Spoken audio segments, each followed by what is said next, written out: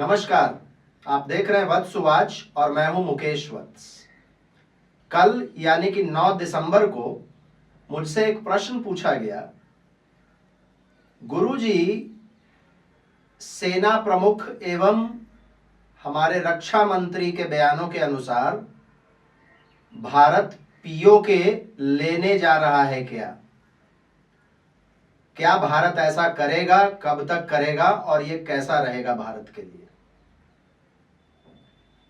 कुछ प्रश्न बहुत गंभीर होते हैं फ्रेंड्स, लेकिन मैं देख रहा हूं पिछले 2 वर्षों से खास करके इस प्रश्न को इतनी बार पूछा गया है मुझसे। मैंने हमेशा टाला है इस प्रश्न को, लेकिन इस बार चूंकि रक्षा मंत्री का भी एक बयान आया और हमारे सेना प्रमुख का भी बयान आया, तो मुझे लगा कि देखना चाहिए इस प्रश्न में कोई मेरिट है या नहीं, और एस्ट्रोलॉजी क्या कहता है इस महत्वपूर्ण विषय के बारे में। कल यानी कि 9 दिसंबर का ये प्रश्न है।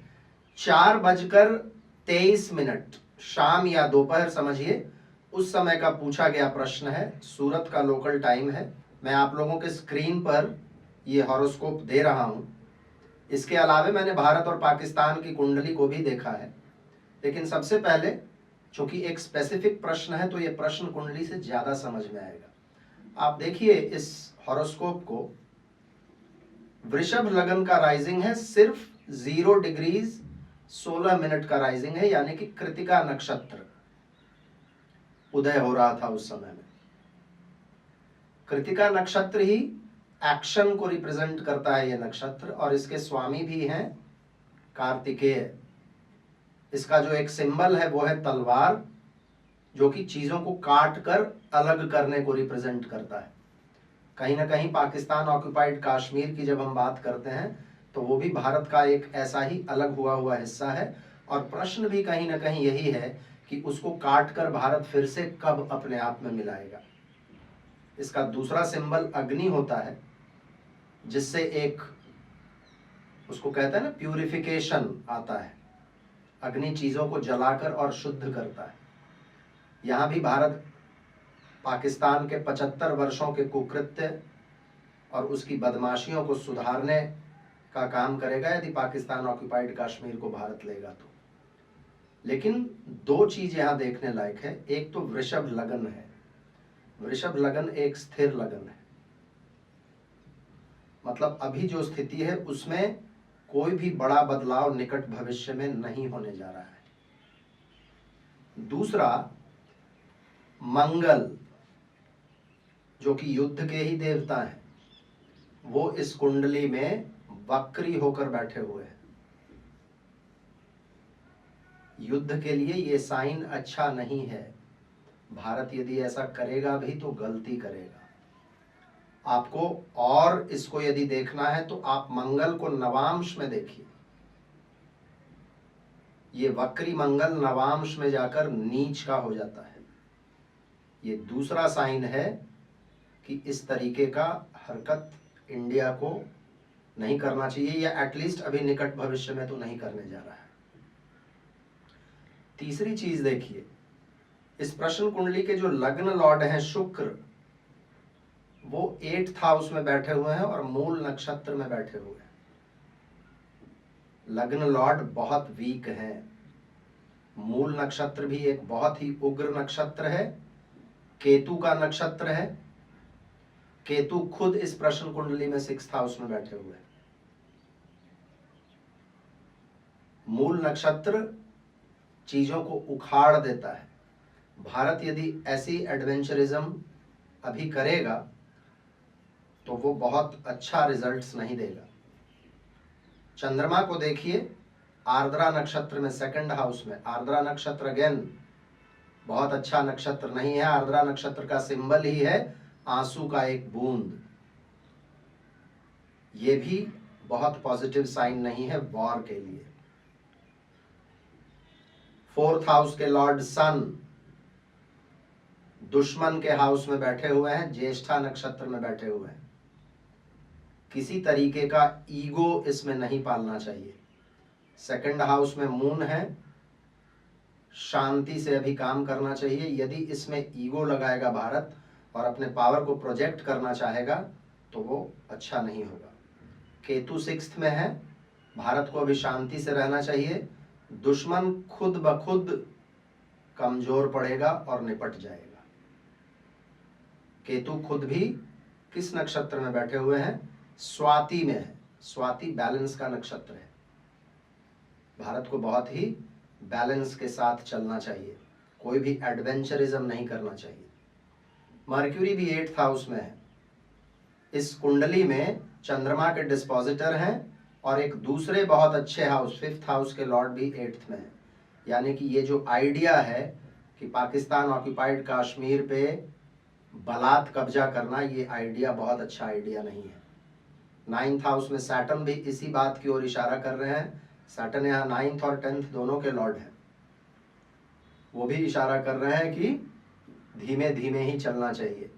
सैटर्न जिसके नक्षत्र में बैठे हुए धनिष्ठा, उस प्लैनेट की हालत मैंने पहले ही बताई, मंगल की हालत बहुत अच्छी नहीं है। तो भारत यदि कोई भी एडवेंचरिज्म करता है तो ये इसके फॉर्च्यून और लक के लिए भी बहुत अच्छा नहीं है। 11th हाउस में 8th के लॉर्ड जुपिटर बैठे हुए हैं और वो भी सैटर्न के नक्षत्र में। 8th हाउस लॉर्ड का 11th में बैठना भारत को वाकई में कोई लाभ नहीं होगा। 8th हाउस में मर्क्यूरी और वीनस का बैठना ये बताता है कि भारत यदि अटैक करता है पाकिस्तान ऑक्यूपाइड कश्मीर के लिए तो इंटरनेशनल रिलेशंस खराब हो जाएंगे भारत के सभी के साथ। और सबसे बड़ी चीज, पाकिस्तान के कुकृत्यों को लोग भूल जाएंगे और उल्टे पाकिस्तान को इसका सिंपैथी मिल जाएगा, जिस तरीके से आज यूक्रेन को मिला हुआ है। 12th हाउस में राहु, और राहु जिसके नक्षत्र में बैठे हैं, भरनी नक्षत्र में राहु है, वो प्लैनेट खुद 8th हाउस में बैठा हुआ है, यानी कि वीनस। यहां भी बहुत स्पष्ट दिख रहा है कि यदि इस तरीके का कार्य होगा इंडिया के तरफ से तो बहुत सारे देश हमारा नहीं बल्कि उनका सपोर्ट करेंगे। प्रत्यक्ष और परोक्ष रूप से बहुत सारे देश पाकिस्तान की मदद के लिए खड़े हो जाएंगे। आप इसके चंद्रमा के तीनों अवस्थाओं को देखिएगा तो और भी कुछ आपको समझ में आएगा। नक्षत्र के अनुसार यदि देखिएगा तो चंद्रमा यहाँ चौथे चंद्र क्रिया में है। इसका डिस्क्रिप्शन है अ गैम्बलर, एक व्यक्ति जो जुआ खेलता है। भारत यदि ऐसा करेगा तो ये बहुत बड़ा जुआ ही होगा। ये तीसरे चंद्रवेला में आता है, परफॉर्मिंग सैक्रिफाइस, परफॉर्मिंग यज्ञ, आहुति देना। ये एक बहुत बड़ा यज्ञ हो जाएगा जिसमें हमें अपने बहुत सारे चीजों की आहुति देनी होगी। इस कुंडली में भी देखिए मर्क्यूरी वीनस, आर्थिक स्थिति पर बहुत प्रेशर पड़ेगा। ये पहले चंद्र अवस्था में आता है, away from ones place of residence.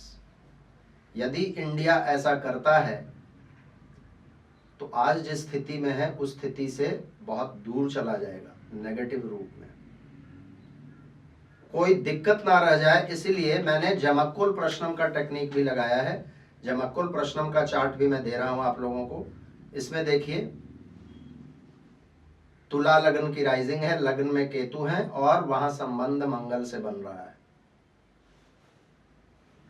इसका यदि नक्षत्र राइजिंग देखिएगा तो वो भी मंगल का ही नक्षत्र राइजिंग है, चित्रा। मंगल और केतु का लग्न में संबंध बनना जमक्कुल प्रश्नम में प्रश्न के लिए बहुत अच्छा नहीं है। और भी आप देखिए जो शनि है वो 4th में आ गए। यहां के बहुत सारे लोग ऐसे होंगे जो युद्ध की सूरत में देश के ही विरुद्ध हो जाएंगे। ये ओरिजिनल कुंडली में सन को देखकर भी लगता है, 4th हाउस के लॉर्ड 7th में। यहां पर उस चीज का कंफर्मेशन हो रहा है। लग्न देखिए जमक्कुल प्रश्नम के 8th हाउस में चला गया, मंगल 8th में है। 7th हाउस दुश्मन के हाउस में राहु और शनि का संबंध बन रहा है और शनि यहां नीच के हो जाते हैं।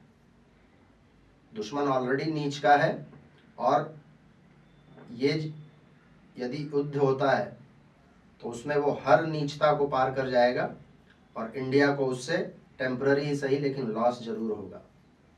6th हाउस में जुपिटर और चंद्रमा का कॉम्बिनेशन ये बता रहा है कि इंडिया को डिप्लोमेसी के रूप में ही, और जिस तरीके से साइलेंट डिप्लोमेसी के तहत इन लोगों ने पाकिस्तान को बिल्कुल अलग थलग कर रखा है, उसी डिप्लोमेसी पर काम करते रहना चाहिए। जमक्कुल में भी आप देखिएगा तो कोई भी इंडिकेशन ऐसा नहीं है। 4th हाउस में देखिए सैटर्न और राहु, यहां भी दिख रहा है कि पब्लिक जो है, बहुत सारे हमारे इंटरनल एलिमेंट्स ही ऐसे हैं जो इंडिया के पक्ष में नहीं रहेंगे, और ऐसे बहुत सारे दूसरे इंडिकेशंस हैं। आप देखिएगा तो चंद्रमा के होरा में यह प्रश्न पूछा गया है, अल्टीमेटली पाकिस्तान ऑक्युपाइड कश्मीर भारत के पास आएगा। चंद्रमा के होरा में जब भी कोई प्रश्न पूछा जाता है तो उस प्रश्न का जो अल्टीमेट गोल है वो अचीव होता है, लेकिन इस प्रश्न कुंडली का इशारा स्पष्ट है कि एटलीस्ट अगले साल तक, प्रश्न कुंडली की मियाद 1 वर्ष की होती है, एटलीस्ट अगले साल तक तो भारत ऐसा कुछ नहीं करेगा, और करना भी नहीं चाहिए। यदि करेगा तो ये बहुत बड़ा जुआ होगा। आराम से शांति से रहना चाहिए। जमक्कुल प्रश्नम में और इस प्रश्न कुंडली में बहुत सारे इंडिकेशंस हैं कि भारत सिर्फ शांति से अपनी स्थिति को यदि मजबूत करता रहेगा तो एक स्थिति आएगी जब पाकिस्तान खुद ही अपने घुटनों पर आएगा और भारत के सामने मदद की गुहार लगाएगा। वो मौका होगा जब भारत अपर हैंड में रहेगा और इसका फायदा उठाएगा। फ्रेंड्स, युद्ध कोई इतना आसान नहीं है कि आप गए एक बनिए के दुकान पर और एक टॉफी खरीद कर ले आए।